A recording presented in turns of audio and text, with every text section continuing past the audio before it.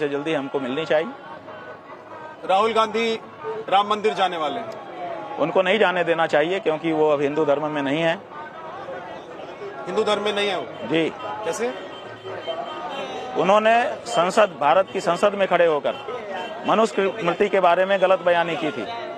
मनुस्मृति हिंदुओं का धर्मशास्त्र है, तो जो व्यक्ति जिस धर्म में होता है कम से कम उस धर्मशास्त्र का तो पालन करता है, आदर करता है, उसके बारे में गलत नहीं बोलता है। तो जब ये बात हमारे सामने आई तो हमने कुंभ में ही उनको नोटिस भेजा था।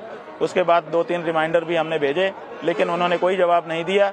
तब हमने उनको हिंदू धर्म से बहिष्कृत घोषित किया है और आज भी वो बहिष्कृत हैं। अच्छा, एक इसी से जुड़ा हुआ सवाल है कि जैसे आज आप हठ स्वरूप योग पर बैठ गए हैं, क्या अगर राहुल गांधी राम मंदिर जाना चाहेंगे तो वहां द्वार पर आप इसी तरीके से बैठ जाएंगे अपने शिष्यों समर्थकों के साथ कि राहुल गांधी को मंदिर अंदर नहीं जाने देंगे? ऐसा है कि जब हम पूजा कर रहे हैं वो किसी मंदिर में और अगर राहुल गांधी वहां आना चाहेंगे तो हमारे लोग उनको नहीं आने देंगे। वो कहाँ जा रहे हैं हमको पता थोड़े है कि हम जाके वहां बैठ जाएं, लेकिन अगर जहां हम पूजा कर रहे हैं वो मंदिर में और वहां पर हमारे ज्ञान में वो आ जाए तो वो बिल्कुल नहीं आ सकेंगे। किसी भी गैर हिंदू को हिंदू मंदिर में नहीं जाना चाहिए। क्यों जाना चाहिए? और जाता हो तो रोकना चाहिए उसको अपने जगह पे जाना चाहिए जहां उसकी जगह। राहुल गांधी कहते हैं जनेऊधारी हिंदू है।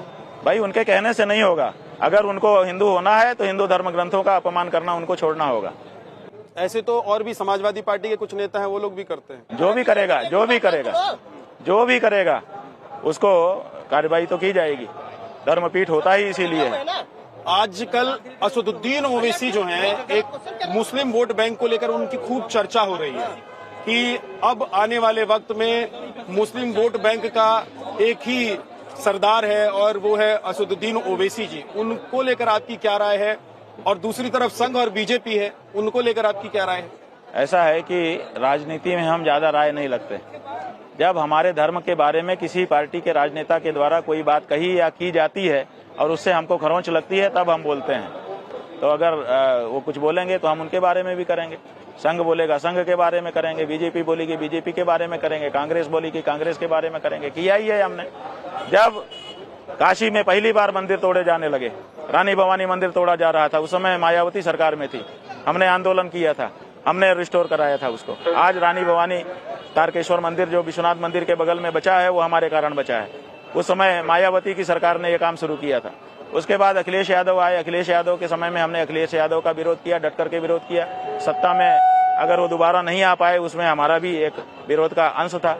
और कांग्रेस के समय में हमने गंगा माता की अविरल निर्मल धारा का आंदोलन किया।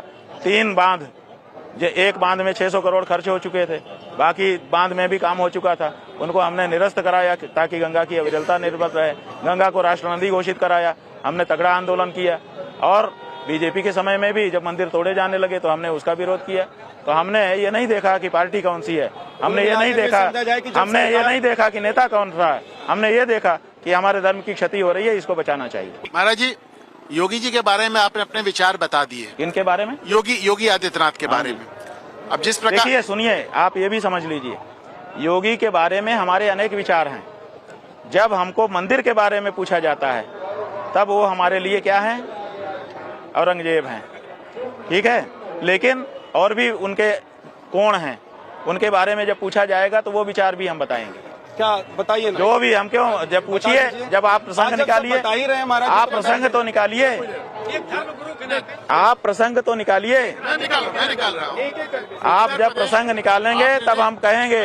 उत्तर, जैसे आपने कहा कि महाराष्ट्र में आप उद्धव को मुख्यमंत्री देखना चाहते हैं। अरे भाई, वो इसलिए देखना चाहते थे कि धोखा हुआ था। यूपी में किसको देखना चाहेंगे मुख्यमंत्री? उसके हम तो सनातनी को देखना चाहते हैं। कोई ऐसा व्यक्ति, नाम से हमारा कोई लेना देना नहीं है, सच्चा सनातनी होना चाहिए। जी को सनातनी नहीं मानते? हो जाए वो सनातनी, हो जाए वो सनातनी। अभी नहीं है क्या? अरे सनातनी होते तो शंकराचार्य का अपमान उनकी पुलिस करती और फिर भी 4 दिन बीत जाता। बाबा बागेश्वर को आप राजनीतिक एजेंट कहते हैं क्योंकि वो कहते हैं कि जात पात की करो विदाई, सारे जो हिंदू हैं सनातनी हैं वो भाई भाई। तो अगर वो राजनीतिक एजेंट हैं तो किसके एजेंट हैं? और अगर वो कह रहे हैं कि सब लोग साथ आ जाओ, जात पात की विदाई कर दो, तो क्या ऐसा नहीं होना चाहिए? क्या आप चाहते हैं कि सनातनी जात पात में बटे रहें? अगर आप चाहते हैं सनातनी जात पात में बटे रहें तो लोग तो ये भी कहेंगे कि आप भी विपक्ष के एजेंट हैं। ऐसा है कि जब हम उनको कह रहे हैं कि राजनीति के एजेंट हैं मान लो हमने ऐसा कहा हो, हमको तो ध्यान नहीं आ रहा है, ऐसी शब्दावली हम कहेंगे हमको नहीं लग रहा है, लेकिन मान लो कहा भी हो, किसी फ्लो में निकल गया हो, तो हम किस अर्थ में कह रहे हैं? हम इस अर्थ में राजनीति का एजेंट उनको कह रहे हैं कि राजनीति के लोग बोलते कुछ है, करते कुछ है। जो धार्मिक लोग हैं वो जो बोलते हैं वही करते हैं। तो अगर वो कह रहे हैं कि जात पात की करो विदाई, तो हमारा ये कहना है कि उनको तत्काल किसी दलित कन्या से विवाह करना चाहिए और सड़क पे नहीं भोजन करना चाहिए। उनको दलित कन्या से विवाह करके उसके हाथ की बनाई रोटी खा करके दिखा देना चाहिए कि देखो मैं जात पात को नहीं मान रहा हूँ, लेकिन ऐसा वो नहीं कर रहे हैं। तो इसका मतलब है कि राजनीति को जैसे कह कुछ रहे हैं, कर कुछ रहे हैं। इस अर्थ में हम उनको राजनीति वाला कहते हैं। वो कहते हैं कि 4 संतान कम से कम करना चाहिए सनातनियों को। इस पर हम कहते हैं 4 नहीं, हमारे यहाँ शतपुत्रवती भव, 100 पुत्र करो ना, कौन मना करता है? क्यों स्टॉप लगाते हो? आप समझिए कि जनतंत्र के समय में जब एक एक वोट का महत्व होता है, उस समय हिंदू अपने बच्चों की संख्या कम करके राजनीतिक रूप से बहुत पीछे जा रहा है। और जो लोग ज्यादा बच्चा पैदा कर रहे हैं वो आगे भविष्य के राजा हैं। इसलिए कम बच्चा पैदा करना बिल्कुल सही नीति नहीं है। हमको पर्याप्त बच्चे पैदा करना चाहिए। देश की आबादी तो इतनी वैसी, देश की आबादी का प्रबंधन किया जाना, कोई चीज बढ़ जाए तो उसका अच्छा प्रबंधन करना चाहिए। आपके नेताओं को प्रबंधन आता ही नहीं है। अगर इनके पास आबादी की समृद्धि है तो उसका सदुपयोग करना आप शुरू करें। प्रबंधन कैसे होना चाहिए? अब कोई पूछे तो आपको बता दें। आप क्या करोगे? पूरी दुनिया में जाएंगे आप? हम दुनिया में नहीं जाना चाहते। बात नहीं कर रहे इस वक्त, दुनिया में जाने की बात नहीं है, पूरे हिंदुस्तान से बात कर रहे हैं हम। जब हमसे कोई ऐसा व्यक्ति पूछे कि भाई ये कोई बताइए इसका प्रबंधन, तो हम बताएंगे, बिल्कुल बताएंगे। हम चाहते हैं कि बढ़ी हुई जनसंख्या का अच्छा प्रबंधन किया जाए, घटाने पर जोर न दिया जाए। अच्छा, हमारा ये सिद्धांत है। आपको भी क्या ऐसा लगता है कि हिंदुओं की जनसंख्या कम हो जाएगी तो जैसे पाकिस्तान में, बांग्लादेश में हुआ, हिंदुस्तान में भी वैसा? हाँ बिल्कुल, हम राजनीतिक रूप से पिछड़ जाएंगे, बाद में हमारे ऊपर अत्याचार होगा और हम विलीन हो जाएंगे। इसलिए किसी भी दशा में किसी भी हिंदू को जनसंख्या कम करने पर विचार नहीं करना चाहिए। जितना आते हैं भगवान की दया से आने देना चाहिए। आप अखिलेश जी से जब बात कर रहे थे तो आप कह रहे थे कि आप अभिमन्यु की तरह लड़ रहे हैं, तो ये चक्रव्यूह बनाया किसने? अभिमन्यु की तरह से लड़ रहे हैं। चक्रव्यूह कौन बनाता है आप तो जानते ही हैं। तो एक सेकंड रुक जाइए सर। ये जो है कल्पना के सवाल हैं, इसमें मत ले जाइए, तथ्यों के सवाल पूछिए। नहीं, मैं ये जानना चाह रहा हूँ कि अगर आप अभिमन्यु बनकर, अभिमन्यु का मतलब ये है कि सनातन धर्म के लिए लड़ाई लड़ रहे हैं, उसमें सबको साथ खड़ा होना चाहिए, नहीं खड़े हो रहे हैं, ये हमारा कहना मतलब। अच्छा, लेकिन उस अखिलेश यादव की समाजवादी पार्टी नमाजवादी पार्टी कही जाती है। क्यों कही जाती है? क्योंकि हिंदुओं के किसी मुद्दे पे खड़ी नहीं होती उनकी पार्टी। क्यों नहीं खड़ी होती है? क्या हिंदू वोटर नहीं है उनके? यही हमने उनको कहा कि हम तो अकेले रह जाते हैं जब हमको अपने लिए लड़ने का मौका मिलता है। यही हमने उनको कहा। और क्या कहा हमने? अगर अखिलेश यादव आपको फिर से फोन करें और कहें कि हम आपसे मिलना चाहते हैं, या आप लखनऊ आपको बुलाना चाहें वो, तो आप जाना चाहेंगे? बात यह है कि हम किसी नेता प्रेता से मिलने नहीं जाते, चाहे कोई हो।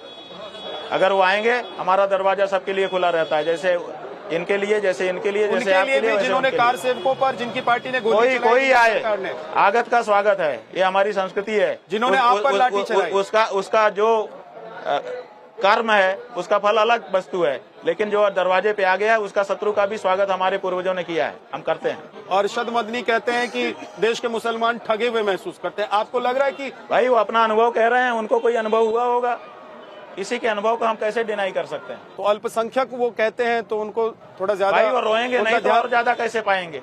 जितना रोएंगे, जितना पैर पटकेंगे, उतना ही और ज्यादा मिलेगा। इसलिए रोना उनकी टैक्टिस है। वो दुख में नहीं है, कष्ट में नहीं है, वो रोते हैं ताकि और ज्यादा मिले, और ज्यादा मिले, टैक्टिस है उनकी। उनके मंदिर मस्जिद को तोड़ा जा रहा है, वो कहते हैं।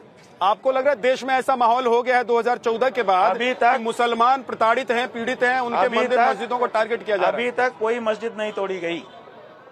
अभी तक कोई मस्जिद, एक भी रिपोर्ट नहीं हुई है कि तोड़ी गई हो। हाँ, जो मंदिर था वो मंदिर के बारे में मांग जरूर प्रबल हुई है और वो होना भी चाहिए।